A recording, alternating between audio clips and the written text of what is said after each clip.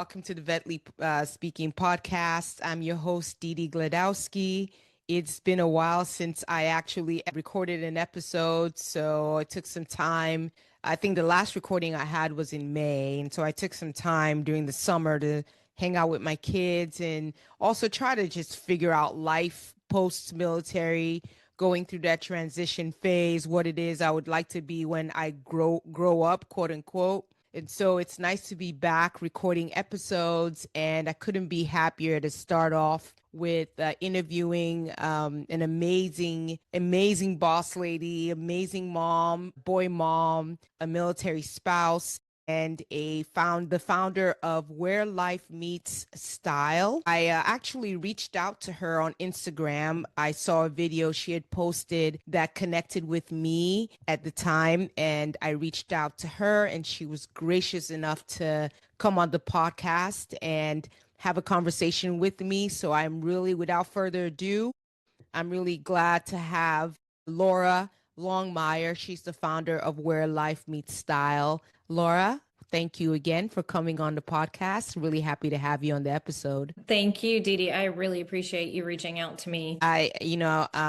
When I saw I kind of went through your page. I saw your website, and I was like, you know what, it's pretty cool. I wish I kind of had a connection with you prior to me working on Capitol Hill at the time when I was working as a legislative liaison. You would have definitely helped me out through my whole fashion journey, if you will, because I'd be working at that time frame. We didn't have to wear the uniform. And so, of course, it was exciting to kind of wear civilian clothes to work, but then trying to figure out what to wear every morning. You kind of like, I love this, but I miss just donning on my military uniform. I didn't have to overthink it. So talk to me a little bit about what made you decide to start Where Life Meets Style. Yeah, so I have always loved clothes and shopping. I have learned in this business that not every woman, I just assumed that was like something that women love to do because my mom and I loved to do it together. And I had a lot of friends who enjoyed shopping, but I've realized that not everybody has had such a positive experience with that.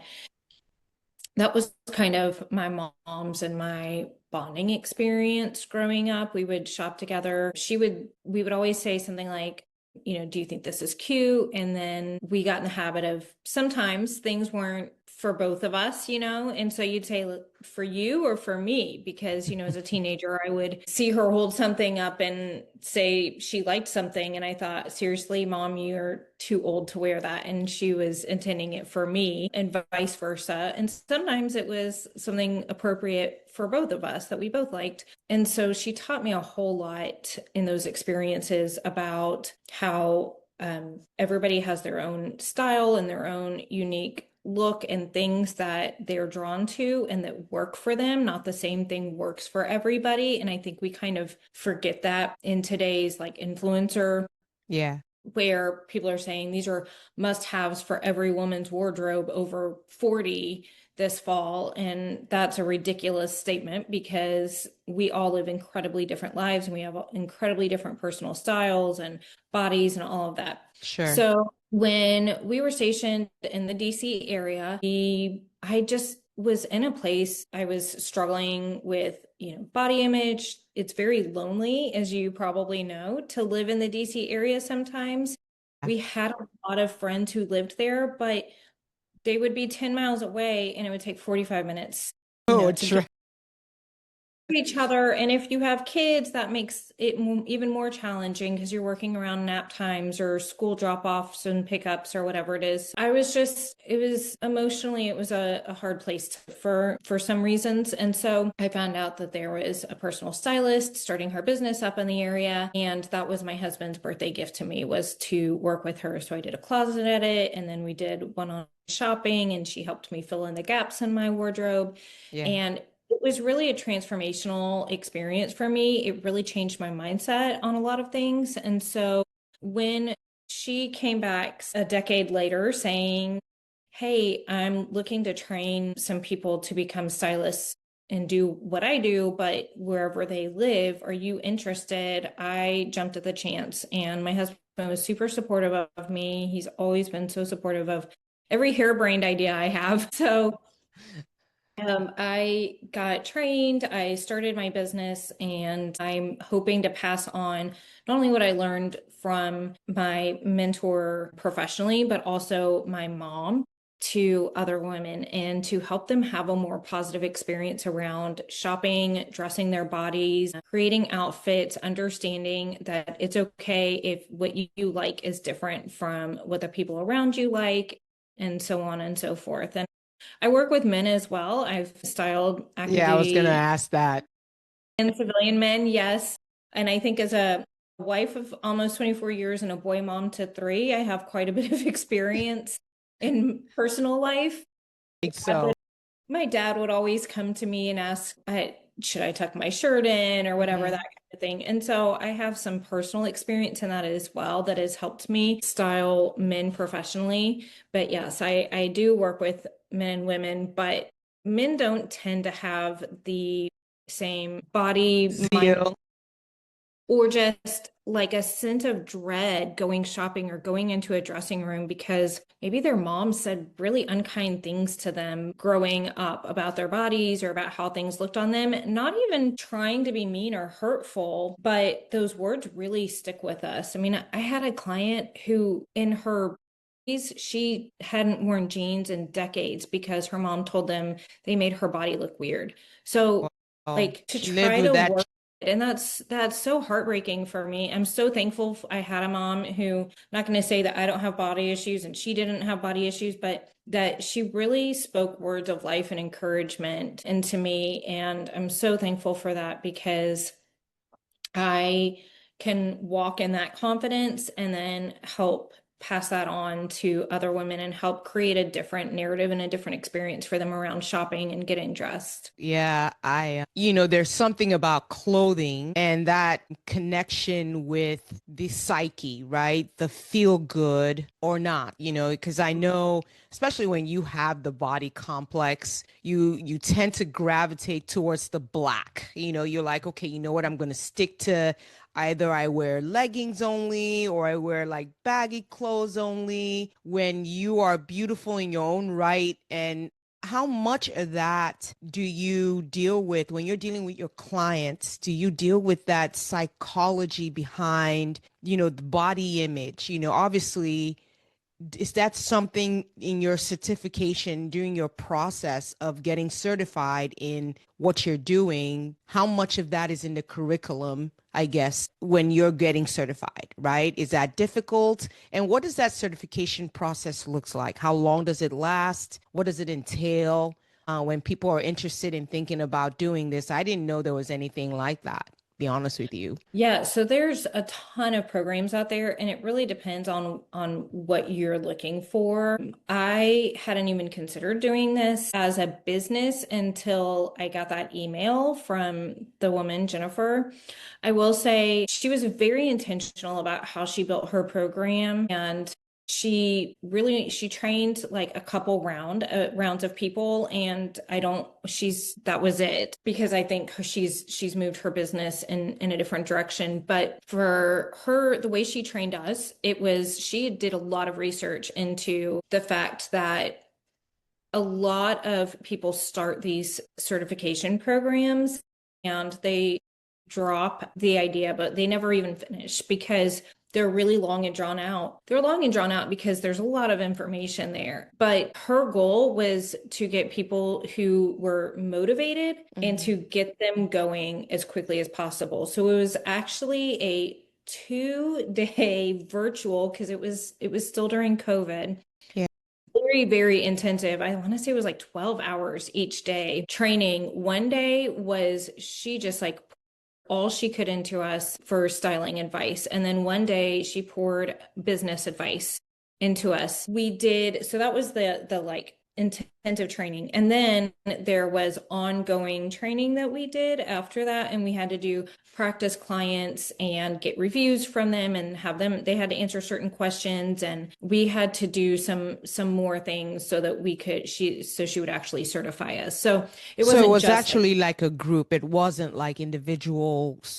Okay. All right. yeah. And it's actually paid off because one of the stylists in there, I mean, obviously it's paid off in my business, but in personal terms, one of the women who went through the training with me, we became good friends.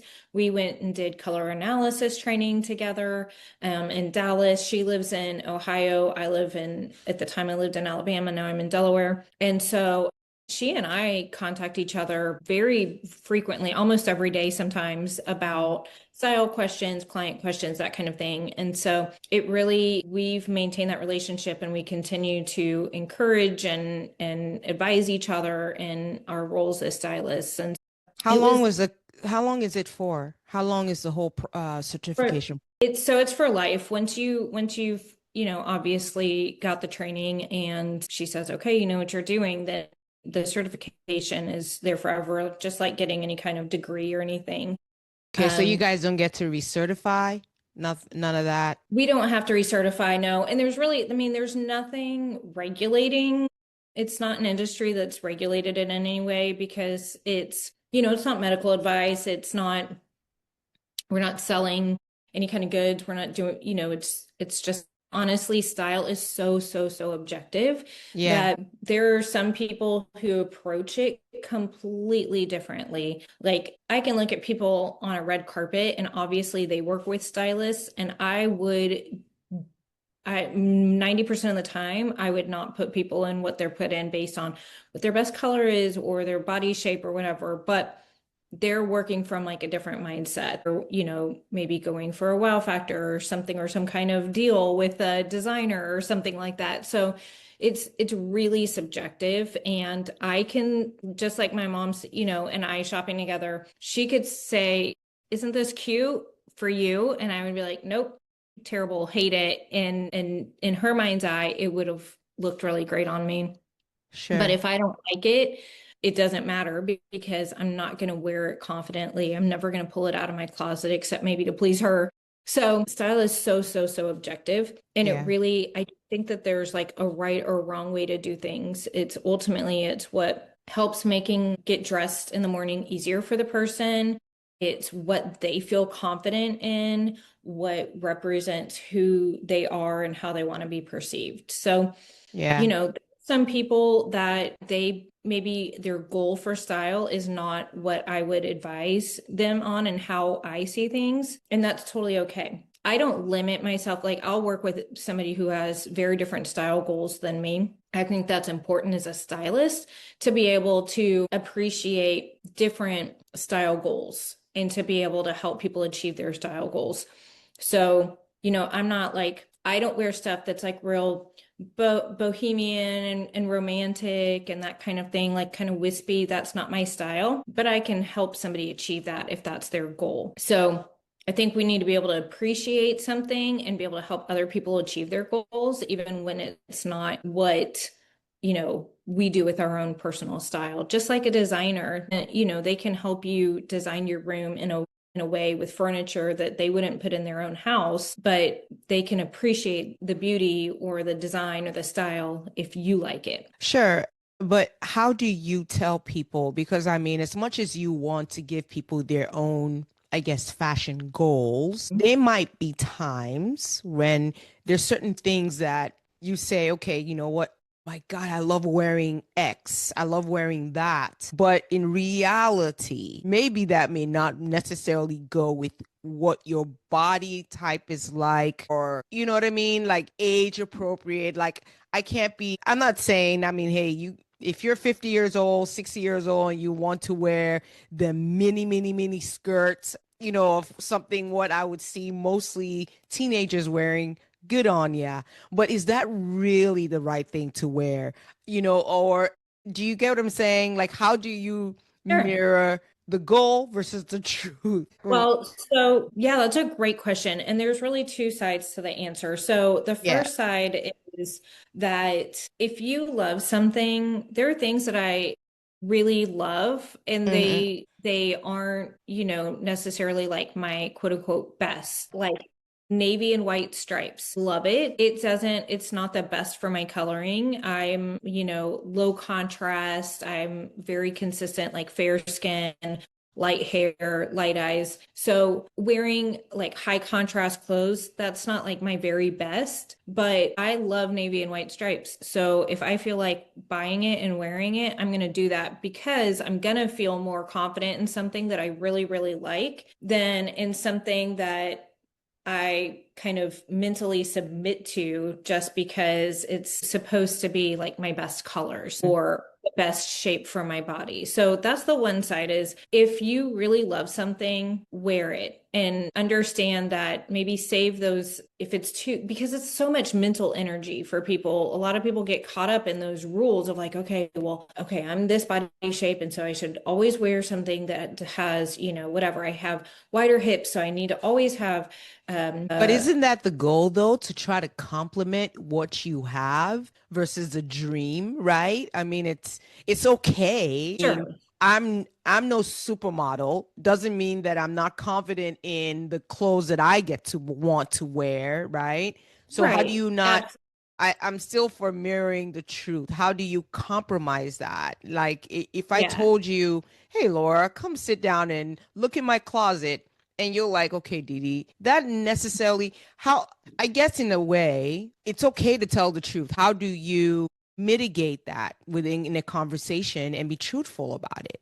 Okay, so we are back. And again, in authenticity with this, we had to take a pause real quick. And now we're back. And I know that I was asking you about how do you mirror your advice and dealing with people's goals, and then also telling them the truth about fashion and saying, hey, I know you want to do X and Y, but that may not necessarily be the best style for you. And I know you did mention a couple of lingos, color palettes, I guess, color technology. How would you call that?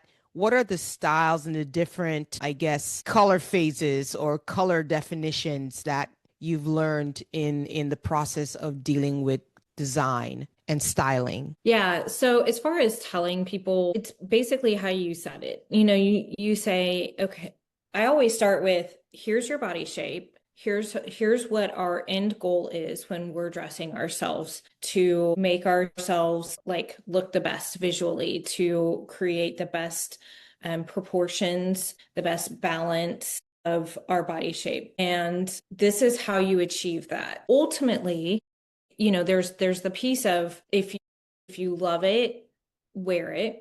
And then there's also the, hey, just so you know, like this isn't, I wouldn't recommend this for you, or this isn't your best, whatever. This doesn't create the best balance for you or the best visual for what you're trying to represent. There are a lot of people who think that they want help and they go through the process of booking the appointment and paying for the appointment. But when it comes down to actually working with you, some people kind of want more of somebody to just help them do a closet clean out than actually thoughtfully edit their wardrobe. And Yeah. so I've had that experience. And when that happens, I walk them through the best I can and then kind of bless and release at the end of it because you let me know when you are ready to, like you say that you want a wardrobe that doesn't look dated, that's current, but you're holding on to these pieces that don't match up with what you're saying. So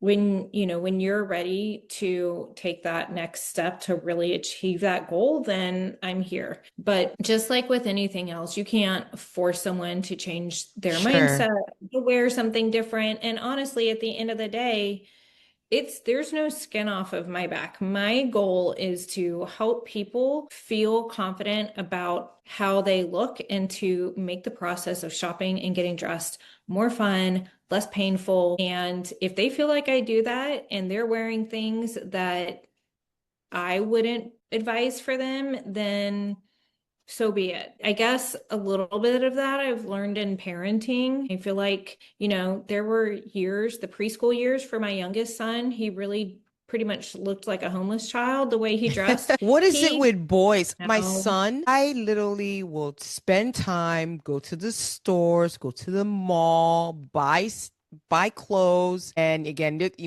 13, closet full of clothes. This kid wears, I think, like three different, four different outfits every week that I see. And I'm Oh, thinking to myself, at one point, I was like, dude, can you change your style? He literally would wear that's what he does. He has like these favorite three sweatshirts, favorite three shorts, and he just rotates them. And I'm forget just change your like, style, what's change the your point of clothes. me buying? I mean, hey, you're looking like, okay, you know what? It is cheap. I don't have to spend that much money, but I'm like, come on, man. Like, change your outfit. Well, and that's 100%. Last night, I told one of my boys, I was like, you cannot wear that sweatshirt again until we wash it. So it is in the dryer right now. He put it in the washing machine last night, and this morning he's like, hey, can you dry my sweatshirt so I can wear it again tomorrow? It's and not for lack of like I've been on the hunt for sweatshirts for him, and quite frankly, there are a couple ages where it's very difficult to find clothes Yeah. for. I remember going through it myself, and It's easier for girls. It's a lot there more are stuff more for options girls. for It's girls harder for for sure. boys. Yeah. For sure. And girls, designers have become more accommodating for girls' different body shapes. Hmm. Um, for boys, it's really hard. Like my boys all play hockey, and there's even been articles like in ESPN's magazine about how hard it is for hockey players to find pants that fit them well because they tend to have these like trim athletic like waists, but then they have their like lower half, upper legs, rear end, like their They're kind of glutes. bulky.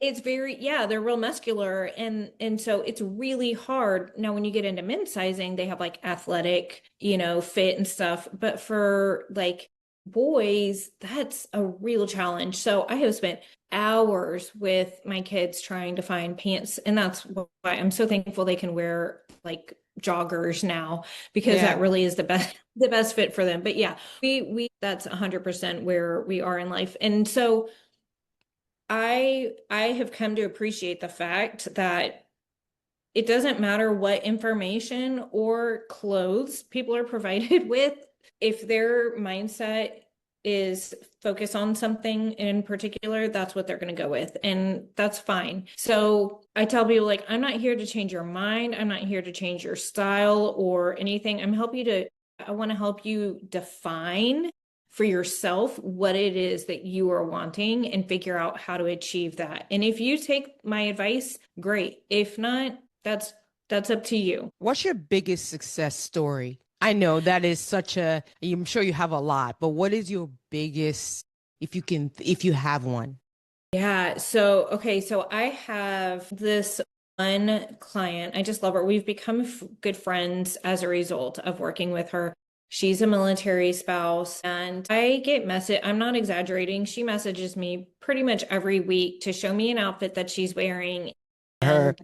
and how happy she is and how like she feels so confident. She's like, I get dressed in the morning and I feel awesome and I don't think about what I'm wearing the rest of the day. She's really worked at like curating her wardrobe to be a reflection of who she is and how her lifestyle works and all of that. And so really she is just, it's awesome to see. And then actually I've worked with her husband as a result of that when he was stepping into a command position because they recognized he was going to be going out to events in civilian clothes and just wasn't sure how to approach that. So I've ended up working with both of them. And she has said she has a daughter, I believe her daughter's in like 8th grade, and she said, I cannot wait until she graduates college so that I can set her up with you so you can get her set up with a great wardrobe. So like she's already talking like 7 years, 8 years down the road for me to work with her daughter because she has seen how truly like life-changing it can be when you have a real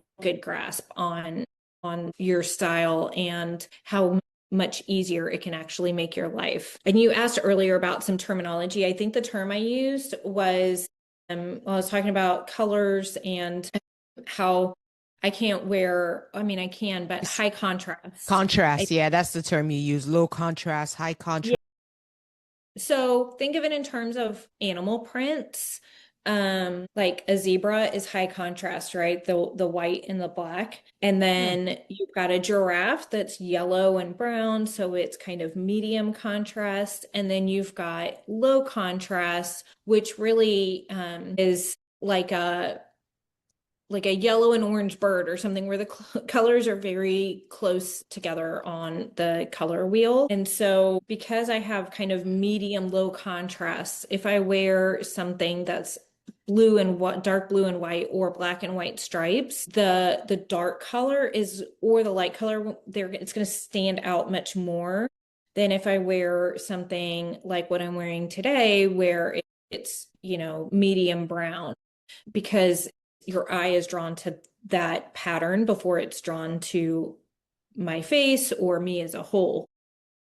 So The goal, are you saying that the brighter the color, it's almost like a flip, it's a lower density or yeah, low, I'm sorry, lower contrast versus higher contrast? so it's not the color itself, but it's two colors with each other that create the contrast. Okay, got it. Yeah.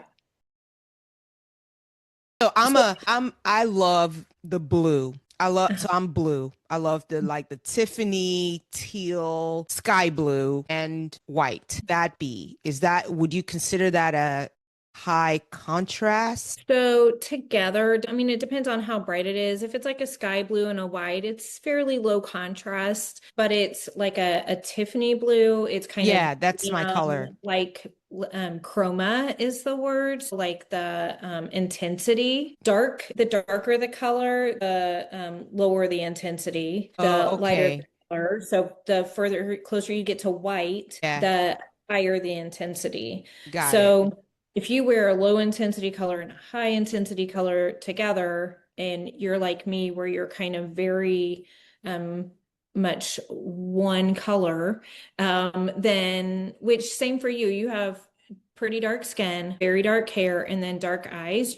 Your overall coloring is low contrast. So when you wear like white with a darker color, then it's gonna really show like stand out more. That's not always a bad thing. Right. So how like traditional color theory for like human coloring says that if you're low contrast, you should stick to low contrast outfits. If you're high contrast, you should stick to high contrast outfits or that they're more flattering on you. I personally think that sometimes having that like piece really stand out, if it's like an exceptional outfit or an exceptional piece, I don't think that's a terrible thing. But again, it's so subjective that as far as I'm concerned, who are the other color analysts to tell me what colors, I like and should wear. We all see color differently too. So that's a whole other like part of the equation is that Sure. women see more colors than men and everybody sees color differently. So Really? yeah, if you remember on the internet, those things would go around like the dress and Yeah, I people were like, remember that. I was about what to color is bring the that dress? up. And at the time, I was like, I don't understand this. Now I get it because we all see things differently, just like we have different taste buds. Like we perceive color differently. Interesting. I've always found that fascinating. I just Yeah, always thought, absolutely. brown is brown, blue is blue. Yeah. So it's just really interesting. And color theory is the concept of how you perceive color, but also how it interacts with other color, right? And so it's not just brown, it's brown compared to darker brown Yeah. or that kind of thing. So it's all relative to other colors. And again, I like to remind people that it's called color theory. It's an idea. A theory. It's not exact science, it's not chemistry, it's these ideas behind it and what people think about it. And so, I mean, I have found there are colors that people love and people hate. Why? Because they perceive them differently. Maybe they evoke different emotions for them. So, Right. Very subjective. yes, very, very subjective, color and style. So what's your biggest failure? My biggest failure, my goodness. Put you on the Maybe spot there. I don't know. I will say not my oldest For a client, what is the biggest for where you advise the client and it didn't go well? And then when that happened, how did you fix it? Well, how did you react? What was your mitigation tactics? Because I mean, it's easy to talk about all the successes and everything else, but I'm sure at some Sure. point, yeah, I mean, it didn't work out. So how did you deal with it? So it's easier when it's a virtual client because I don't see them all the time. Mm-hmm. Um, and I've been working mostly virtually this past year. So I did have a client, and I hate to say failure because I don't want them to feel, if they were to hear this, be like, "Oh, I'm a failure." But just that From your perspective, not them, right, that just we weren't on the same wavelength, I guess, I is guess. is that she's a military spouse, and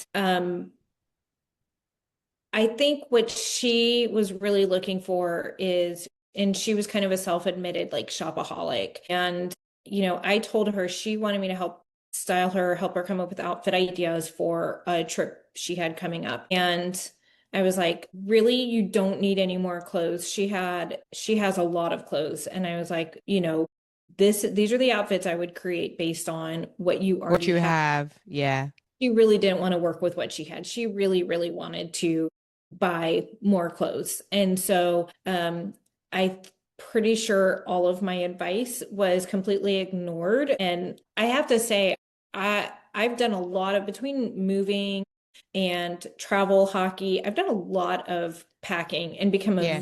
very, very efficient packer. And I really enjoy it. And so I always feel a little bit bummed out when I'm like, you could pack these things. You don't need anything else. You don't need to buy anything. You don't need any extras. Like, this is how this works like, in case something happens, in case you spill on the whatever, you've still got this backup outfit. And then people are like, oh, well, I still threw in all these extra things or whatever. I'm like, okay, well, I don't know why you're paying me. I don't mind. But to me, it's like paying a nutritionist and then not eating anything on the meal plan that they give you. Sure. It's a waste of your money. But yeah, every now and then I get a message from her like, "Oh, I haven't forgotten about you. I'm going to follow up." And I'm like, "Okay." I mean, that's fine. Like that's great. I would love to hear from her again, and maybe we can move more in that direction. But that's also the challenge of working virtually in this business, is that when you can't really put your hands on their wardrobe and on them and You're show them, missing that connection, yes, to really yeah. show, they try things on and they're like, no, I don't like it, or I think this is great, and I can't, it's hard to point out ways that they could improve it to help them get that really great tuck, or look in the closet and grab that jacket out to show them how it completes the outfit, or that kind of thing. Do you have feedback or follow up built into your plan? So do you Mhm. sit down and said, I've had this client, I'm going to check on them, whether it's in 30 days, in 6 months, whatever your time frame is. Do you have that built into your plan? Yeah, so all of my clients get 2 weeks to follow up with me, and without any charge, to ask questions. That's just included in working with me, Okay. because it's like drinking from a fire hose. And so I want them to have a little bit of time to process and actually try to put into practice what I've taught them. Giving them, And then to have those questions come up and be able to email me and say, hey, remind me what you said about this or whatever. And I also, with my color analysis clients and people who do my style blueprint session, I follow up with an email that's like an overview of their appointment and go over things like, here's how you use your color palette to help you create outfits. Here's what these things mean. These are the colors that you want to use in this way, and that kind of thing. So I try to give them something tangible so that they can always refer back to it, and they're not just trying to rely off memory, because that's a lot of information and it can be very overwhelming. yeah, I'm sure for some, since you've started Where Life Meets Style, from when you started to now, how has that evolved? And second part of that is, what's your vision for Where Life Meets Style? So it's evolved in that I have created a kind of subscription service that I'm going to make some more changes to it coming up that I think are really going to be great. But Nice. it's called Season of Style, and every season I create a um like a capsule kind of wardrobe concept of what's on trend and then show people how to wear those pieces. And that's all online. But then I also send out a video to them every week to the subscribers where I show them how I'm wearing some current items from the season and how they look on a real body. Because it's one thing to see a flat lay of something like on Pinterest and it looks great, and then you put it on your body and it doesn't at all look that way, like you thought it would when it's on a human being. Yeah. And then they have an opportunity to ask me a personal style question every week. So, because I would have people kind of message me like with quote unquote style emergencies. Hmm. And, at some point you're like, okay, I'm not just your person that you text all the time with these questions when I do this for a business. It's hard to like create that boundary when you turn a hobby into a business. So that's one of the things that's changed. And then obviously adding custom color styling or color analysis in there has created a whole other avenue for me to work with people. Yeah. What's your clientele list like? And you're obviously a military spouse, and what's the interest from especially a lot of the examples you've used so far were like other military spouses. So I'm assuming you've got good traffic with that. What's Yeah. your clientele list, even the non-military folks as well? Yeah, so I mostly market myself to the military community. That is my kind of ideal client Sure. is a military spouse or active duty veterans, transitioning spouses, all of that, because it's hard to go from being told every day Yeah. to having total freedom. Yeah. Um, it's also hard when your spouse starts getting to a certain level in active duty and you're expected to attend events or you want to attend events, but you feel insecure about how to dress. There used to be literal books written about this. People knew how to dress for things because there were etiquette guides for military spouses on this is when you wear a hat and gloves, and this is when you wear an evening dress and that kind of thing. And we just don't have that kind of guidance anymore. And I know a lot of people think that that's a good thing. I actually think that it's a shame that concept of etiquette has gone by the wayside because it really hurts us in a lot of ways. It makes us feel very unsure and insecure when it comes to these things. There's a lot of what do I wear? I don't want to go because I'm not sure if I'm going to be dressed appropriately. And I don't think anybody should ever have to miss out on an event because they're not sure what to wear. It's a whole other matter if you say, we're not going to the ball this year because I can't afford a ball gown. That's one thing. But to say, I'm not going to that promotion or to that hail and farewell or whatever because I don't know if I'm going to be dressed appropriately, to me, that's a total shame to miss out on life because you're insecure about what to wear to the event. So I like to say that life is full of uncertainties and knowing what to wear doesn't have to be one of them. I also have worked with civilians, obviously people not in the military community, everybody from like nurses to an author, and gosh, I'm trying to think. People in all several different walks of life have reached out to me, and I am very, very grateful for every single one of them. You asked me about where I see my business headed. I would really love, I would love to get some more speaking opportunities. I have done some mostly on Zoom and I really love it. I love that it generates questions. I recently did a lunch and learn and had a lot of really good questions, and people go to the internet and they get so many differing answers, and Yeah. then you can't really ask why, like why is this the answer? And so when they're talking to a live human, they can ask, well, like why should I always have a jacket with me, a blazer in the car, or, whatever it is. And so I would love more speaking opportunities. I've considered on and off over the years doing a podcast. I just haven't like buckled down to really do it. I don't feel like right now that's what I'm called to do with with my time, but I definitely am keeping it on the table for the future. And then just to integrate, my husband retires next summer and we're moving to be closer to family in Texas. And so to really be able to integrate my business in San Antonio, where there's a really large military community, and hopefully kind of change how people see attending events. And honestly, I'd love to bring back a little bit of the elevated looks and in the class to attending military events. I think that we've lost a lot of that because I don't know, almost like a sense of rebelliousness against maybe what people view as being like rules or being too, structured. But I just think there's so much about what you wear and how you present yourself. It's not just about you, it's about the people that you're going to be around Oh, and showing. oh, for sure. It's a statement, you Showing, know? yeah, showing them respect.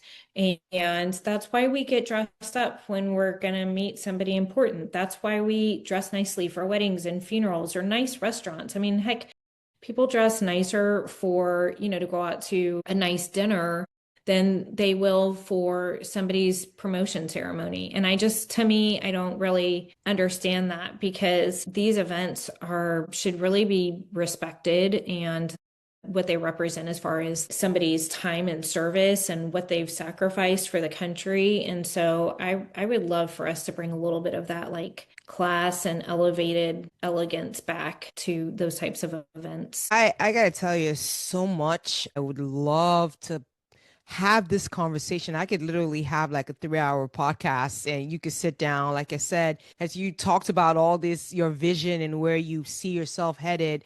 I mean, I could think of, you know what, I think it would be nice to have like a little book, even um traveling and taking your where life meets style on the road to a lot of these military type meetings and having your own booth out there and teaching people about color, having your portable, what is it, wardrobe and showing people how to mix and match. Even with my daughter, what I do with her closet, because my son, I do it to him too, but boys are boys. My Let it daughter, I go. taught her, I said, you know what, color coordinate your closet, so start with the whites and kind of go down to the darks, and you get to see what you have in your closet at a Mhm. snapshot and know, okay, you know what, mom, I'm growing out of this, I'm growing out of that, I need more of this. And that way, starting now, she's more constructive as to what she needs and how we shop Mhm. for it. So yeah,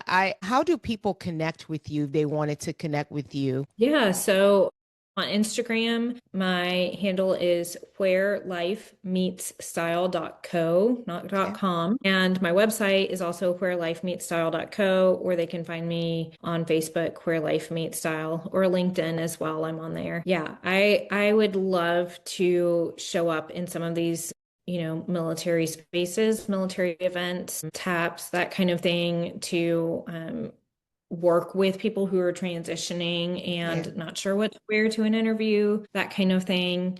Because I hate the idea that people are, ending this fantastic military career where they've served and sacrificed and they have so many skills and so much knowledge and usefulness in the civilian world, but they're shaking in their boots to go to an interview because they're not sure that they're wearing the right thing. To me, that's a tragedy. That doesn't have to happen. And so I would really love to help, curb that experience for people. Yeah, that is definitely a service I think that is added value to anyone that's seeking to I mean, even just staying stagnant in your style and saying, you know what, it's the way it is.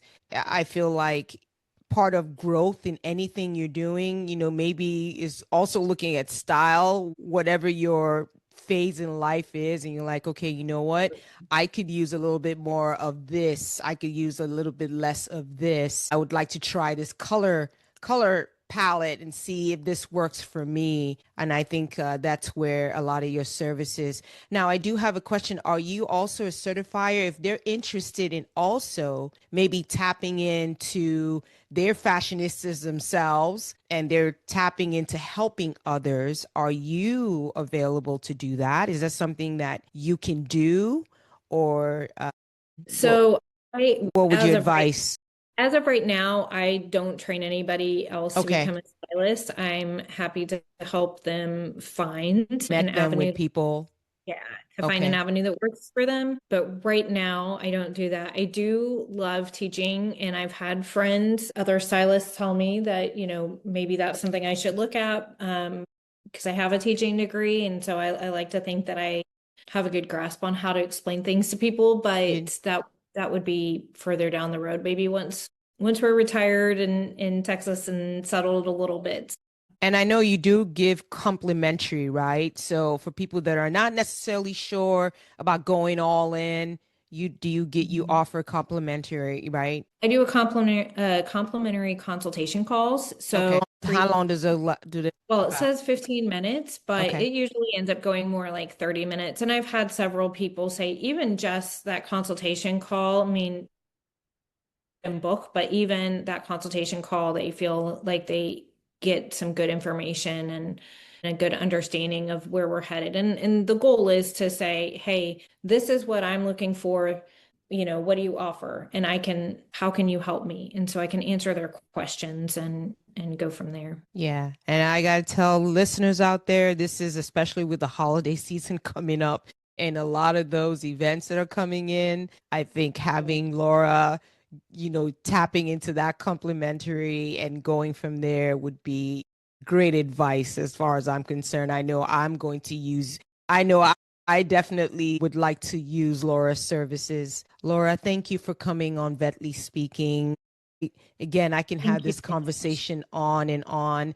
Thank you for your service. Not only, I wish we got it tapped into your military side, as a spouse and the things that you Yeah. do out there, but even with where life meets style, I feel like that's a service that definitely blends in with the service has a military spouse as well. So thank you for what you do out there. And thank you for coming on Vetly Speaking. And for listeners out there, thank you for listening. Again, this is a forum where we talk about a lot of different conversations through the lens of military veterans, for veterans out there and for non veterans alike. So thank you for tuning in. And until the next episode, take care of yourselves and take care of each other. And we're signing off. Thank you.